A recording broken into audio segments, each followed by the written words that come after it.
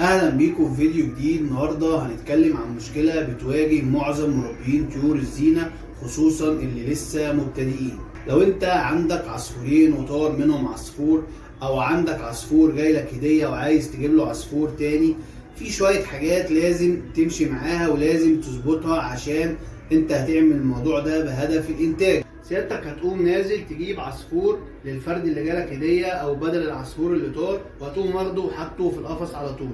طبعا الكلام ده غلط تماما. في طريقه عشان العصافير تولف على بعض، لانك لو جبت العصفور وحطيته للعصفور اللي عندك على طول ممكن تحصل مجزره، وممكن حد فيهم يموت التاني، يا اما مش هيولفوا على بعض خالص. طيب نعمل ايه؟ تابع معايا الخطوات خطوه خطوه، لان كل خطوه هقولها اهم من اللي قبلها علشان العصفور ده يولف على ده وتشوف انتاج 100.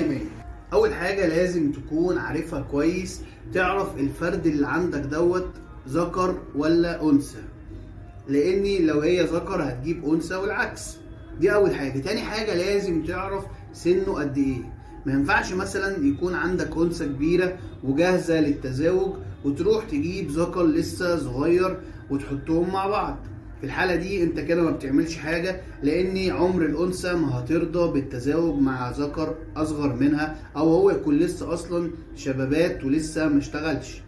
فلازم تعرف سن العصفور اللي عندك ايه، وتعرف جنسه ايه عشان تعرف انت هتجيب عصفور ايه. تاني حاجة بتراعي الالوان، تراعي لون حلو يناسب لون العصفور اللي عندك عشان الانتاج يبقى كويس. تعال اوريك على الطبيعة هنعمل ايه لجوز عندي انا عايزهم يولفوا على بعض. زي ما قلت لك هوريلك على الطبيعه ايه اللي هنعمله عشان نخلي جوز يولفوا على بعض. تعالى كده بص معايا. ادي الفرد اللي عندي ودوت ذكر. لو بصينا عليه من قريب هتلاقي الكير بتاعه ازرق، ودوت معناه ان الذكر دوت خلاص كبير ويقدر يشتغل. القفص دوت بجيب جنبه قفص تاني اللي هحط فيه الانثى اللي انا اشتريتها، اللي انا هوريها لك دلوقتي. ايه، الاحظ ان القفص ده شايف القفص دوت، يعني اللي موجود في القفص دوت هيبقى شايف اللي موجود في القفص دوت. طيب القفص ده هو اللي هيبقى فيه الانتاج بتاعي، هو اللي انا عايز الانتاج يبقى فيه. يعني ده القفص الرئيسي بتاعي، ده اللي انا هركب فيه العش، وده اللي انا هخلي فيه الذكر. اشتريت انثى للذكر اللي عندي.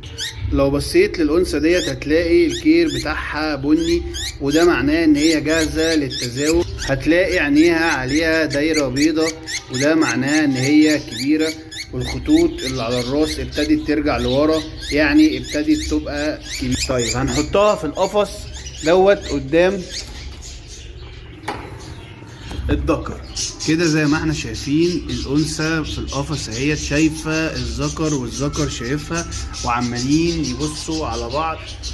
وهو ده الهدف من ان القفصين يبقوا قدام بعض، ان الاتنين يكونوا شايفين بعض اطول فتره ممكنه. طيب احنا هنسيب الوضع ده كده قد ايه؟ هتسيب الوضع ده كده لمده اسبوع.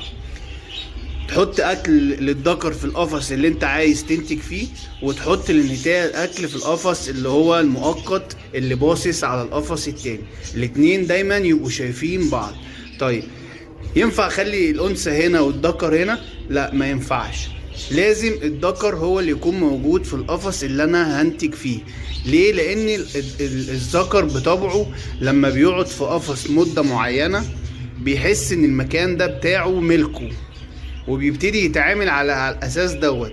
فلما الانثى تخش له هيبتدي يرحب بيها في بيته، لان هو طبعا واخد عليها وقعد اسبوع يشوفها، وهيبقى مشتاق جدا ليها. بص هيتجنن عليها ازاي. ده ممكن 5 ايام او 4 ايام، مش لازم اسبوع، ونبتدي ندخلهم لبعض. انت طبعا هتبقى ملاحظ وشايف، وهتعرف فعلا ان هو بقى مشتاق ليها. طيب اليوم اللي ندخل الانثى للذكر في القفص هنعمل حاجه حلوه قوي. هنعمل ايه؟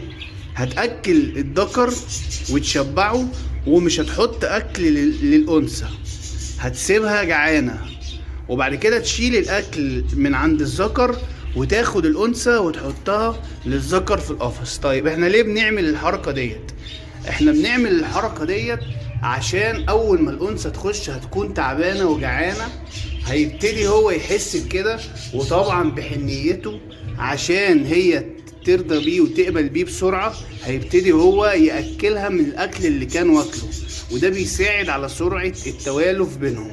هتسيبهم على الوضع اللي احنا قلنا عليه دوت لمدة اسبوع، وبعد الاسبوع هتاخد الانثى وتحطها للذكر، وزي ما قلنا هتكون مجوحها وتشيل الاكل اللي في القفص الرئيسي اللي انت هتنتج فيه وتحطهم لبعض، وبكده دي هتبقى اسرع عملية توالف حصلت، وبعد كده هتشوف احلى انتاج ليهم، لان ساعتها يكونوا توالفوا على بعض عن حب وعن اشتياق. اتمنى تكون استفدت من الفيديو بتاعي، يا ريت تعمل لي لايك للفيديو وتعمل اشتراك للقناة عشان تشوف كل جديد.